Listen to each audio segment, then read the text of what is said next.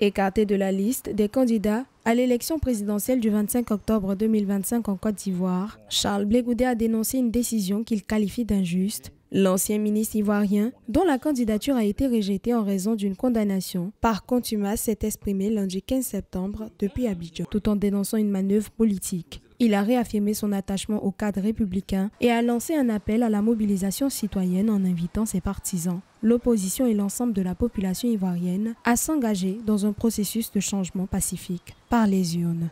Bon nombre d'Ivoiriens n'ont pas participé aux élections présidentielles de 2015 et de 2020.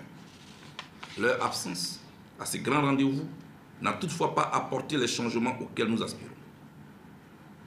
Va-t-on encore répéter la même erreur en espérant avoir un résultat différent cette fois-ci? Je n'y crois pas. Je reste convaincu que si tous ces millions d'Ivoiriens qui se sont abstenus de participer à l'élection présidentielle en 2015-2020 votent massivement, nous gagnerons les prochaines élections présidentielles. Dans une démarche républicaine, Charles Blé Goudé a salué les 5 candidats retenus par la commission électorale. Le président sortant Alassane Ouattara, Jean-Louis Billon, Simone Gbagbo, Henriette Lagou et Awa Domelo. Il les a encouragés à incarner les aspirations populaires et à porter les espoirs d'alternance. À l'opposition, il a lancé un appel à l'unité en exhortant les formations politiques à dépasser les querelles internes pour construire un front commun. L'heure est au rassemblement pour le changement dans les urnes, a-t-il déclaré, tout en soulignant que l'abstention observée lors des scrutins de 2015 et 2020 n'a pas permis de faire émerger l'alternance espérée.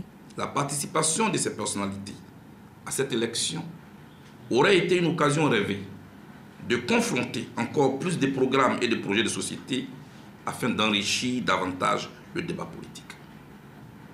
Hélas, plusieurs d'entre elles ont vu leur candidature malheureusement rejetée, et je le regrette.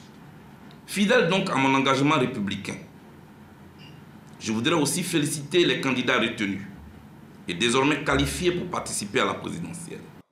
Bien que non retenu pour cette échéance électorale, Charles Blé Goudé réaffirme sa volonté de rester un acteur majeur de la vie politique ivoirienne. Il maintient son engagement pour une transition démocratique apaisée, fondée sur la paix, la cohésion nationale et la participation citoyenne. Son discours s'inscrit dans une dynamique plus large à l'échelle du continent où les enjeux de gouvernance, de transparence et de légitimité électorale demeurent des priorités pour de nombreux États africains.